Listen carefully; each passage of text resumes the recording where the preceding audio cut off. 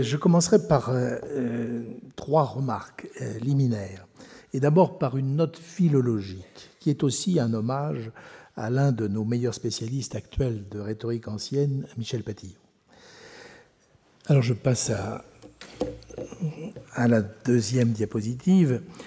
Les sources grecques sur les exercices préparatoires de rhétorique, ce sont principalement 4 traités intitulés Progymnasmata. Je reconnais que le mot est interminable et difficile à prononcer. 3 d'entre eux sont en fait des recueils de corrigés.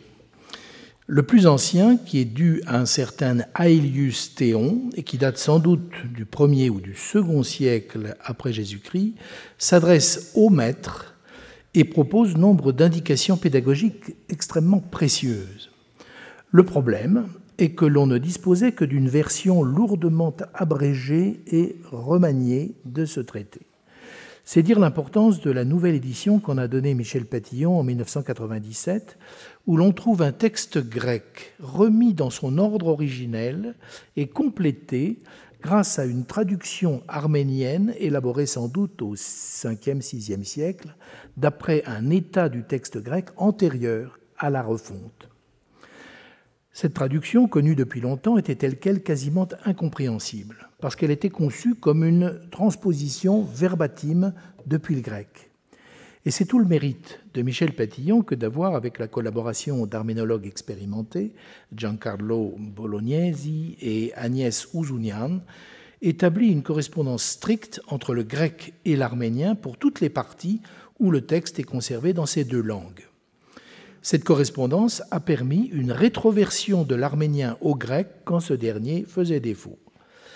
Grâce à l'informatique, Michel Patillon a projeté en face de l'arménien tous les mots grecs dont l'équivalence avec cette langue avait été établie précédemment.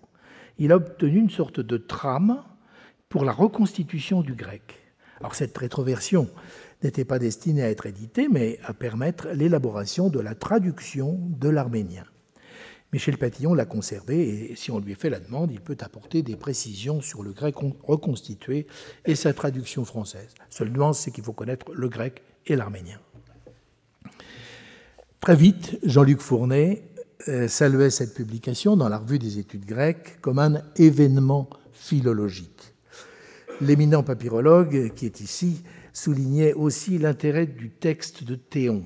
Je cite: « Ce texte est fondamental dans l'histoire de la rhétorique qu'il marquera profondément et en même temps, par ses visées pédagogiques constamment soulignées, il est un témoignage de premier ordre sur l'histoire de l'enseignement. » Alors je rebondirai sur cette formule pour aborder le deuxième point de mon introduction. Je voudrais développer un peu cette très étrange équation entre enseignement et rhétorique, qui peut surprendre, voire horrifier certains, notamment les lecteurs du Gorgias de Platon. Dans l'Antiquité grecque, vers la fin de la période démocratique, dans des périodes de violence politique extrême, et en même temps qu'apparaissait une technique rhétorique de plus en plus sophistiquée, dont témoigne la rhétorique d'Aristote, s'est fait de jour l'idée du pouvoir pacificateur, je pèse mes mots, du pouvoir pacificateur de la parole publique élaborée, pas spontanée, élaborée. L'un des principaux promoteurs de cette idée s'appelait Isocrate. Il a ouvert une école en 390 avant Jésus-Christ et enseignait à ses élèves le travail minutieux sur la langue. Selon lui, le choix des mots, le polissage du style, l'assimilation patiente de moules de formulations ont une vertu qui les dépasse. En perfectionnant l'expression, on apprend à mieux penser, et comme on ne peut mettre tant de travail au service de l'égoïsme et de la méchanceté, on défend de belles causes. Pour Isocrate, la principale de ces belles causes était le panhellénisme, identifié pour lui à la cause des Grecs contre les barbares, la cause de l'éducation, de la païdéia, contre, à l'opposé, l'esclavage des esprits. On peut sourire aujourd'hui ou frémir de ce complexe de supériorité des Grecs, et l'on n'ose plus parler de miracle grec.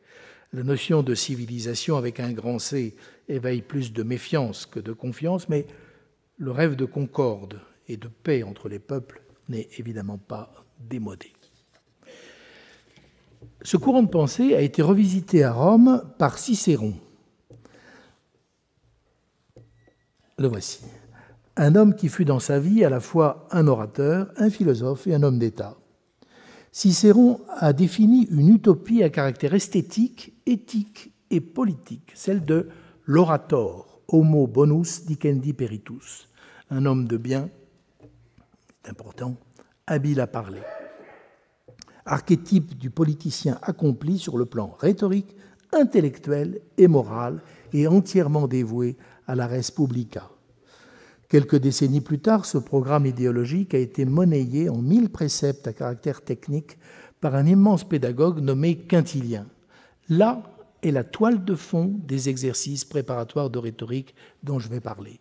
Il ne se donne pas seulement pour but d'apprendre à parler en public ou à gagner un concours d'éloquence, mais de former un citoyen digne de ce nom, doué de la compétence la plus haute du citoyen, qui est celle de rédiger des lois. Alors, ce modèle cicéronien a perduré pendant toute l'Antiquité et a été revivifié en Occident au début du Quattrocento dans le cadre de ce mouvement que l'on appelle humanisme et a servi à nouveau de modèle à l'époque révolutionnaire. Mais je n'entre pas dans une histoire très longue. Comme troisième observation liminaire, je voudrais souligner le fait que le dossier que je présente n'a rien de définitif. Il reste bien des points à instruire. Les exercices préparatoires de rhétorique sont un objet historique très particulier. D'abord en raison de la défiance très prononcée en France à l'égard de la rhétorique. On appelle couramment rhétorique ce qui est l'échec de la rhétorique, à savoir l'usage de grosses ficelles dans la communication orale, que ce soit au niveau de l'argumentation ou au niveau du style. Non, la rhétorique, ce n'est pas cela. C'est la technique de la communication sociale et politique, une technique qui s'est constituée comme telle dans une interaction étroite avec un régime où la parole était l'instrument du pouvoir, à savoir la démocratie athénienne des 5e et 4e siècles avant Jésus-Christ. J'insiste beaucoup sur cette équation entre rhétorique et démocratie, et j'ajouterai que le plus grand théoricien de la rhétorique ancien, ce n'est autre qu'un philosophe qui s'appelle Aristote, qu'on ne l'oublie pas. Ce qui rend difficile l'étude de ce dispositif pédagogique, c'est aussi son caractère transséculaire. 2000 ans, les progymnasmata dont je parle, ont 2000 ans d'existence. Et un caractère, encore une fois, ce qui rend très difficile l'approche historique rigoureuse, un caractère transculturel. Ce qui est concerné par ce dispositif pédagogique, c'est la Grèce, c'est Rome, c'est Byzance, c'est l'Italie de la Renaissance et c'est l'Europe moderne. Je vais tout à l'heure proposer un arrêt sur image sur les exercices pratiqués au début de l'Empire romain. Mais si je m'intéressais à ces mêmes exercices pratiqués dans une école protestante en Allemagne au XVIe siècle, évidemment, je ne dirais pas tout à fait la même chose. Il y a aussi, j'ai pu le constater, y compris chez mes collègues philologues, une sorte de dédain pour cette pédagogie intermédiaire qui vise des adolescents et des préadolescents. Là encore, je trouve que c'est une immense erreur. Si j'en avais le pouvoir, à une époque où des chiffres objectifs publiés par le ministère lui-même montrent l'aggravation des inégalités socioculturelles en France entre la 6e et la 3e, où les enquêtes PISA, je crois qu'il en sera question tout à l'heure, donnent pour la France des résultats en demi-teinte, sinon mauvais, pour la compréhension des textes, à une époque où la pratique de la lecture connaît une grave crise sur laquelle alertent des chercheurs comme Michel Desmurger, je mettrai cette question de la formation des adolescents au rang de cause nationale. Dans ce contexte, ni moi, ni l'exercice préparatoire n'avons de solution clé en main à proposer, mais des pistes de recherche et de réflexion dans deux directions principales. L'histoire des exercices et l'évaluation des expériences faites pour les remettre au goût du jour. Alors, sur le plan de l'histoire des exercices, le colloque que j'ai organisé à Créteil en 2018 a apporté beaucoup de nouveautés, notamment sur l'extraordinaire diffusion de cette pédagogie dans l'Europe moderne entre le XVIe et le XVIIIe siècle. Et là, les résultats sont tout à fait nouveaux. Alors, je ne sais pas si... Voilà. Petit arrêt sur image pour rappeler le souvenir du Mésil. Voilà.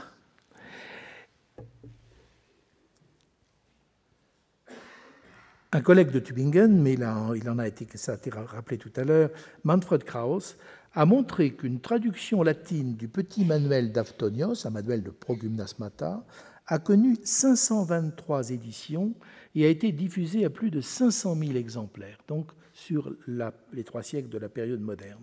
Et il faut rappeler que chacun de ces exemplaires vise non pas un usage personnel particulier, mais un usage collectif. Plusieurs communications lors de ce colloque ont montré que, contrairement à ce que l'on croyait, la péninsule ibérique a produit elle aussi son lot de manuels. Le rôle des réformateurs, et ça donne une connotation politique à la question, a été très important. Et le manuel, un des manuels les plus fameux, celui de Loric, dûment caviardé par l'Inquisition, n'a pas été interdit. Un manuel protestant, corrigé, caviardé par l'Inquisition, mais qui est resté sur le marché. Il a même été utilisé par les jésuites, rendez-vous compte, avant que ces derniers ne fabriquent leurs propres instruments de travail. Cela dit, sur le plan historique, il reste beaucoup à faire, et notamment sur la mise en place des exercices à l'époque hellénistique. Ça, c'est vraiment quelque chose qu'on a beaucoup de mal à appréhender. Et aussi, deuxième point mystérieux, sur les modalités précises et les raisons de leur disparition de l'enseignement européen au XIXe siècle. Les progymnasmata ont existé, ont été en pratique dans l'enseignement européen jusqu'au XIXe siècle, et les conditions de leur disparition restent assez compliquées. Comme l'a montré Antoine Compagnon, l'affaire est compliquée par le fait que le sort de la rhétorique s'est trouvé lié à celui du latin. Et il est difficile de bien faire la différence entre le sort des langues mortes et celui de la rhétorique. J'ai bien peur que le bébé rhétorique n'ait été jeté avec l'eau du bain latin. Pour l'évaluation de la pertinence pédagogique de ces exercices, la grande difficulté est de faire des expériences au bon niveau et d'une importance significative en termes d'effectifs et de durée. Et j'y reviendrai tout à l'heure. Je passe tout simplement au point que je pense vous attendez, la définition. Qu'est-ce que les progymnasmata? Alors, on peut lire un petit livre où, c'est le moment de publicité, pardonnez-moi, on peut lire un petit livre où je les présente de manière assez détaillée.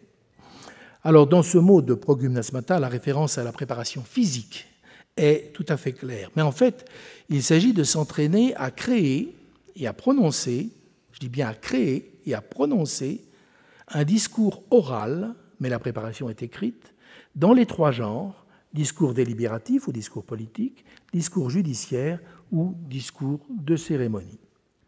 L'époque de référence pour la mise en place de ce dispositif éducatif, ce sont les premiers siècles de l'Empire romain. Le niveau concerné est celui de notre second degré, disons entre 9-10 ans et 17 ans. L'étape suivante sera la classe du rhéteur ou la classe du philosophe. Ou, dans le cadre de la classe du rhéteur, on apprendra à traiter les affaires plus proches de la réalité. Au niveau où nous sommes, la réalité traitée est plus typologique que concrète. Je veux dire par là que l'on rédige le blâme d'un despote de l'histoire ou de la mythologie, mais pas d'un tyran attesté dans la réalité, un tyran réel. La préparation se divise en 2 sortes d'exercices. Dans une première série, l'élève est appelé à rédiger et à déclamer une dizaine de formes discursives classées dans un ordre de difficulté ou de complexité croissante. Alors voici les 12 exercices progressifs tels qu'on les trouve chez un autre pédagogue grec, Aftonios, qui écrivait au IVe siècle après Jésus-Christ dans la partie orientale de l'Empire romain, dans la Turquie actuelle. Je présente rapidement chacun de ces exercices. L'important est de voir d'abord ce que chacun recouvre et ensuite le sens du passage de l'un à l'autre, puisque la série est progressive. Alors on commence par la fable. C'est celle que nous connaissons grâce à Jean de La Fontaine. C'est la fable ésopique ou fable animalière d'un genre littéraire qui remonte à la Mésopotamie du 2e millénaire avant Jésus-Christ. Alors avec, sur le plan technique, une narration, éventuellement une description, un dialogue, ainsi qu'un énoncé gnomique, c'est-à-dire une morale de forme souvent travaillée avec une forme rimée, enfin une forme poétique, disons, une rime intérieure, etc., etc. Le deuxième exercice est le récit. Récit de faits réels ou fictifs, travaillé à partir de ces éléments constitutifs. Les personnes ou les personnages, l'action, le lieu, le temps, la matière et la motivation ou cause. Chez Théon, les qualités du récit sont la clarté, la concision, la vraisemblance et la correction, mais tout est soumis à la vraisemblance. L'essentiel de ce qu'on demande à l'élève, c'est de faire un récit vraisemblable auquel on puisse croire. Troisième exercice, la crie, ce qui est la présentation, la citation et le commentaire d'une anecdote édifiante. Son nom de crie indique qu'elle doit transmettre une expérience utile dans la vie. Créa, c'est l'utilité. Elle est accompagnée ou non d'une parole bien sentie. Je ne peux pas me retenir de vous citer cet exemple de cri. Diogène, le philosophe cynique, à la vue d'un enfant indiscipliné, frappa son pédagogue. Quatrième exercice, la maxime, qui peut servir de morale à la fable et qui est une proposition à caractère général qui véhicule une idée reçue ou une recommandation, du genre « la nuit porte conseil ». Comme pour la crie, l'exercice consiste à présenter et à commenter la maxime. Cinquième exercice, et je pense que vous commencez à comprendre ce qui se joue dans cette évolution, cette progression, la contestation-confirmation, qui aborde de front la pluralité des opinions. L'élève a déjà appris à donner son jugement sur la vraisemblance ou la moralité d'une fable ou d'une maxime, mais là, on lui demande de formuler, de distinguer et de sérier des arguments en faveur ou en défaveur d'un récit mythologique. Sixième exercice, le lieu commun, qui est plus proche du réel et aussi de l'investissement de chacun dans l'action. On commence à parler de comportement. C'est l'amplification moralisatrice d'un comportement type, positif ou négatif, le traître, le tyran, le débauché ou le lauréat du prix de la bravoure. Septième étage de la fusée, avec l'éloge et le blâme, il s'agit toujours d'injecter de l'axiologie, c'est-à-dire des jugements de valeur dans un texte, mais deux différences apparaissent. L'objet n'est plus un type humain, c'est une personne, comme Alexandre, ou un personnage, comme Médée, et le discours n'est plus un mini-discours, mais un discours complet. On voit que la progression se fait aussi par la complexité.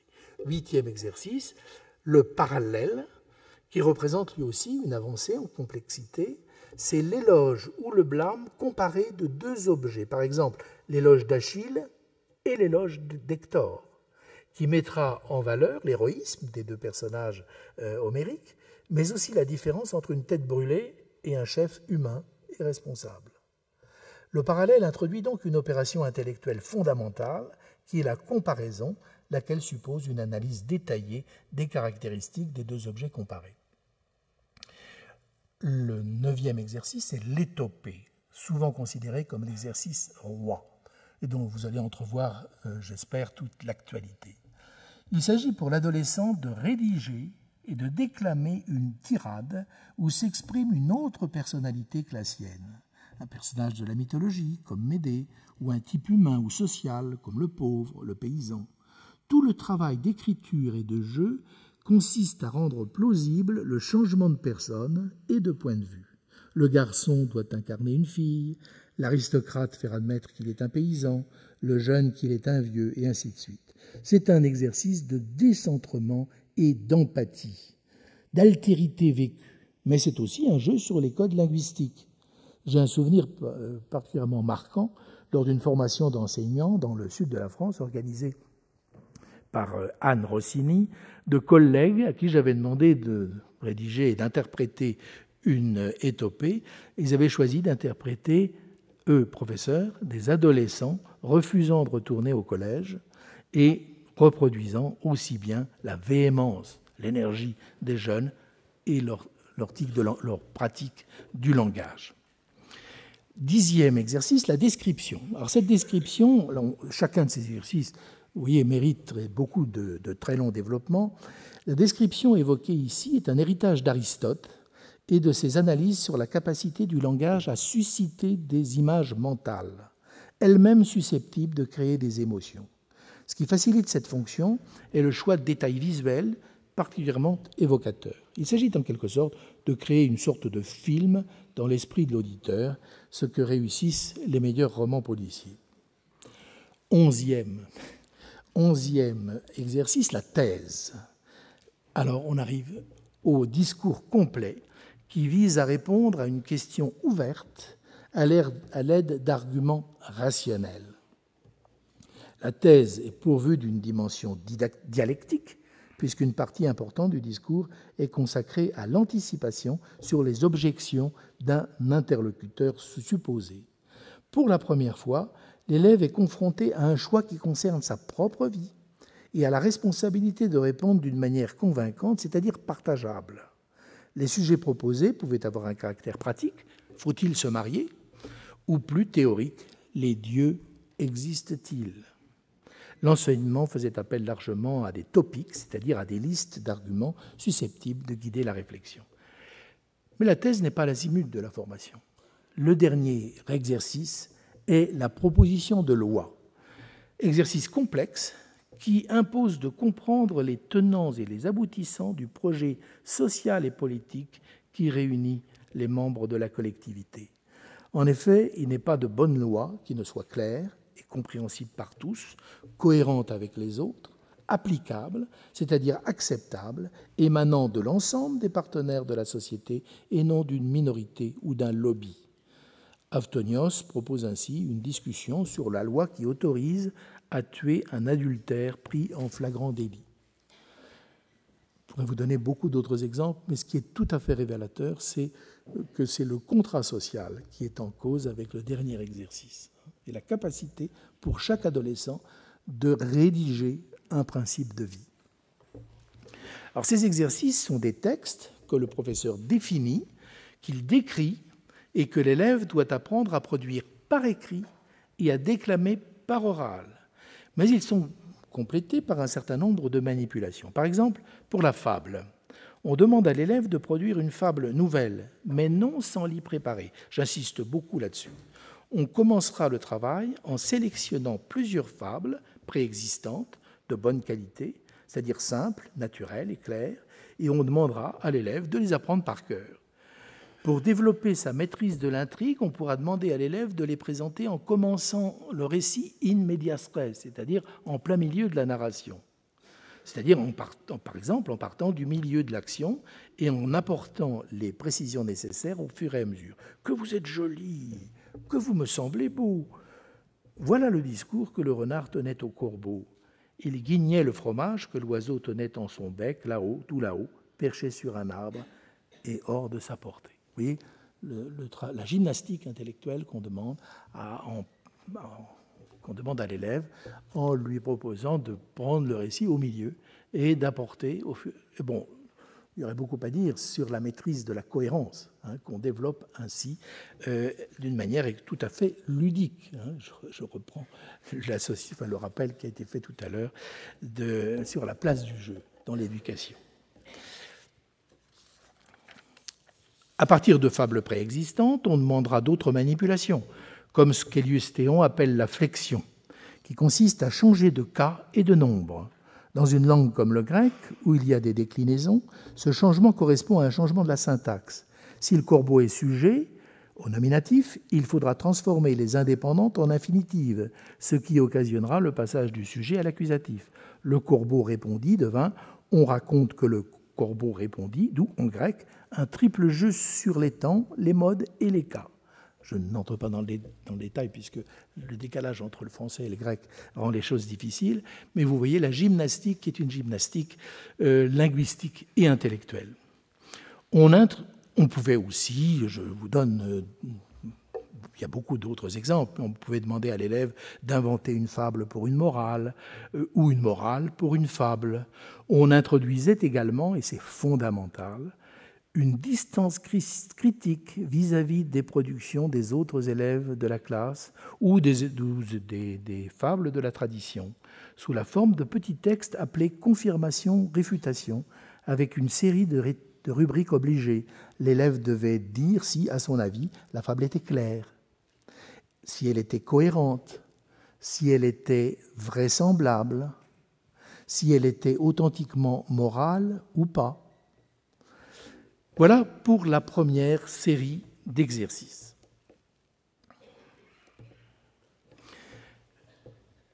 La deuxième série correspond à des exercices répétés, soit dès le début de la formation, soit introduits à partir d'un certain stade. Je n'entre pas dans le détail.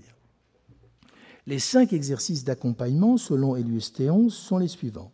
Elius Théon, donc, 1er ou 2e siècle après Jésus-Christ. Premièrement, la lecture à voix haute de discours préexistants en reproduisant autant que possible les conditions de la première énonciation du discours. La lecture silencieuse n'était pas courante dans l'Antiquité, en raison de la difficulté de déchiffrage des manuscrits, elle-même liée à l'usage de la scriptio continua, c'est-à-dire à l'absence de séparation entre les mots, à la rareté de la ponctuation et à l'absence de différenciation entre majuscules et minuscules. L'élève devait donc préparer sa lecture et oraliser le texte en y mettant la prosodie et les gestes.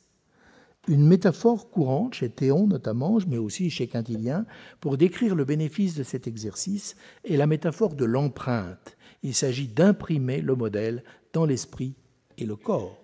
Vous avez remarqué qu'il y a une dimension théâtrale dans cet exercice de l'enfant. Deuxièmement, l'audition, qui consiste à aller écouter une conférence en ville, visiter un tribunal, et à revenir en reproduire des morceaux en classe. La paraphrase, sur laquelle je reviendrai, l'élaboration, qui consiste à améliorer un texte défectueux, la contradiction, qui consiste à prendre le contre-pied de l'argumentation soutenue dans un texte. Et vous voyez, cette éducation grecque que Marou avait tendance à présenter d'une manière très dogmatique et très sclérosée, en fait, était beaucoup plus ouverte qu'il ne l'a dit. Là, on voit aussi le résultat de la recherche et de la découverte de nouveaux textes. Je passe maintenant à quelques considérations pédagogiques. Le regard a changé sur ces progymnasmata. Dans l'immédiate après-guerre, Marou avait devant lui l'éducation réformée par Jean Zay. Enfin bon, le contexte était vraiment très, très différent. Donc, dans l'immédiate après-guerre, le grand historien de l'éducation grecque, Henri Marou, s'en est moqué, et notamment des exercices de manipulation grammaticale qu'il jugeait trop mécaniques, sinon absurdes. Et c'est vrai que quand on change la fable et qu'on la met au duel, ça donne les 2 philosophes Pythagore conseillaient à leurs disciples de s'abstenir de viande saignante, etc. On aboutit par esprit de système à des absurdités. Mais Henri Marou n'avait pas à sa disposition le texte complet d'Elius Théon. Et ce dernier, je ne résiste pas au plaisir de vous lire ce passage qui pourrait servir de guide à beaucoup de pédagogues un peu raides.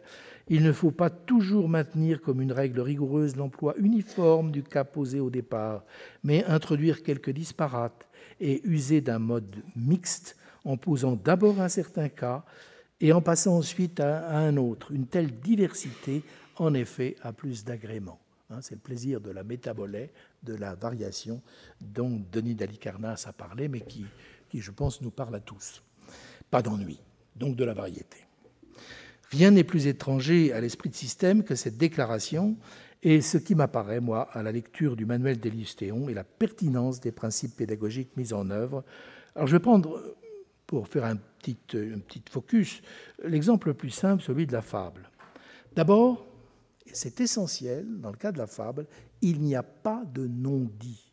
Il n'y a pas de connivence implicite sur un corpus censé être connu de tout le monde. Ce genre de non-dit si fréquent dans l'enseignement des lettres et qui introduit très vite une inégalité entre les élèves issus de milieux socioculturels différents. Chez Théon, on définit la fable au préalable, on en apprend et on en étudie plusieurs afin que les élèves aient en tête le même corpus de référence.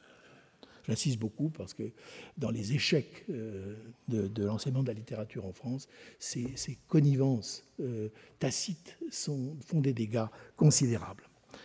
On note aussi la parfaite adaptation de la fable à l'âge, environ 10 ans, auquel on l'a fait pratiquer. Outre le caractère ludique de la fable animalière, il y a un équilibre parfait entre le donné et l'inventé, entre la production d'un modèle et l'invention de textes nouveaux, entre la réception de valeurs et un début de remise en question de ces valeurs.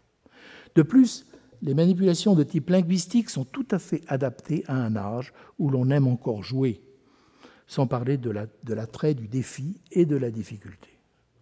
Surtout, et l'on peut dire de cela de tous les exercices, la fable est un véritable pas de tir pour atteindre des opérations discursives plus difficiles, d'où la spirale que j'ai ajoutée pour illustrer la première série d'exercices. Si l'on distingue dans la fable 4 éléments principaux, le récit, la description, le dialogue avec recréation d'idiolectes, c'est-à-dire de façon de parler propre à un type éthique, le renard qui est rusé, le loup qui est balourd, l'agneau qui est innocent et naïf, et quatrièmement la morale, on se rend compte que le récit et la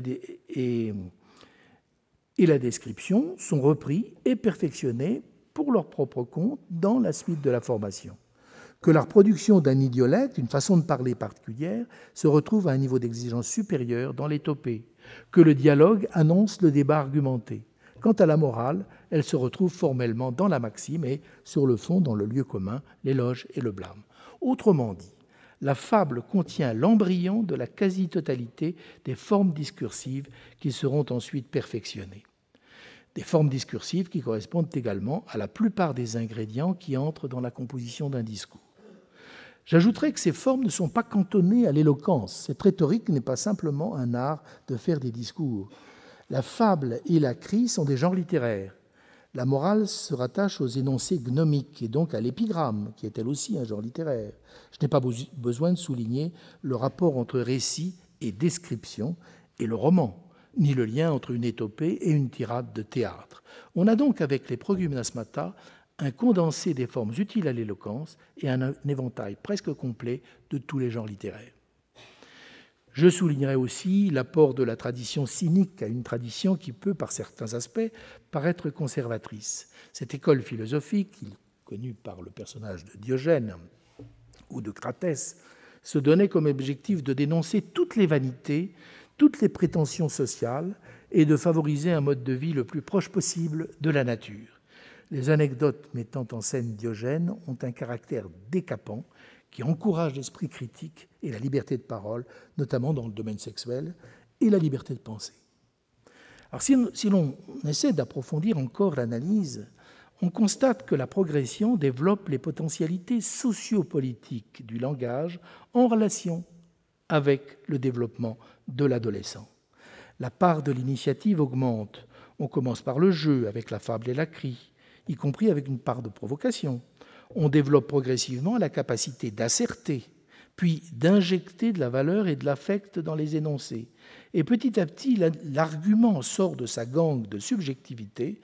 On apprend à l'adolescent à se mettre dans la peau d'un autre pour finalement lui demander de sortir de son point de vue pour concevoir l'intérêt général d'une manière rationnelle. On peut contester évidemment la part des valeurs reçues, des préjugés, mais en même temps, ce qui se transmet, avec la capacité de les remettre en question, ce sont les valeurs partagées par un groupe. Le discours commun, dont on se rend compte aujourd'hui qu'il fait défaut, gravement défaut. Si l'on demande aux jeunes gens aujourd'hui dans un collège s'ils se reconnaissent dans les valeurs républicaines, comme l'état de droit ou la laïcité, on s'expose à de graves déceptions. Les exercices d'accompagnement. Oui, je songe à conclure. Alors, je vais passer je voulais parler un peu de la paraphrase, mais je vais passer directement à une synthèse rapide et à ma conclusion. Alors, je me suis amusé avec ce génie qui vient d'une lampe qu'on a frottée. Les 7 coups de génie des progymnasmata, à mon sens. Formation progressive, suivie sur une longue durée. Deuxièmement, apprentissage par la pratique active. Gérard Genette, dans les années 70, dénonçait déjà la passivité dans laquelle on laisse les enfants lorsqu'on leur apprend les lettres et la littérature. les progymnasmata anticipaient sur la pédagogie nouvelle. Troisièmement, entrelacement du ludique, de l'affectif et du logique. La pertinence de cette synergie est validée par les sciences cognitives qui montrent l'existence de liens objectifs entre émotion et mémorisation. Quatrièmement, et c'est tout à fait essentiel, association permanente de la formation linguistique et de la pratique de l'expression. Le lexique et la syntaxe ne sont pas des objets ingrats à décrire et à mémoriser, mais des instruments qui sont constamment mobilisés pour la communication. Vous avez remarqué aussi l'intrication de l'écrit et de l'oral. On écrit pour mieux oraliser, l'oral valide ou non la qualité de la préparation écrite. Sixièmement, formation méthodique au décentrement. S'exerce à parler depuis un autre point de vue, avec un idiolecte ou un sociolecte différent, formation systématique à l'esprit critique. Et enfin, c'est fondamental, j'aimerais que William Marx soit ici pour qu'on puisse continuer la discussion, ouverture naturelle vers une littérature conçue non comme un corpus sacré et intimidant, mais comme une mine de moyens d'expression et de solutions et de modèles esthétiques. Alors pour conclure, je dirais que la renaissance de cette batterie d'exercices est déjà effective dans plusieurs pays. La Belgique est très active avec de jeunes chercheurs de l'Université libre de Bruxelles sous la houlette d'Emmanuel Damblon. Mon coturne belge pour le colloque de 2018, Benoît Sens, vient d'être nommé maître de conférence à l'Université de Rennes, où il compte répandre la bonne parole. On compte des expériences intéressantes en Suède, aux USA, en Suisse. En France, grâce à des collègues comme Christophe Bréchet et Marie Humeau, l'Université de Nanterre propose depuis plusieurs années un cursus humanité avec une solide formation rhétorique. En juin 2022 a eu lieu à la Sorbonne un colloque sur rhétorique et pédagogie qui relatait différentes expériences faites dans le second degré ou à l'université par de jeunes docteurs ou doctorants formés en rhétorique. Régis Caruso, Luca Hensler, Benjamin Sylvestre-Giraud. Il faut se réjouir aussi de la réceptivité de l'inspection générale, en la personne notamment de M. Alain Brun. Mon petit livre a fait l'objet d'une présentation détaillée sur le site du ministère.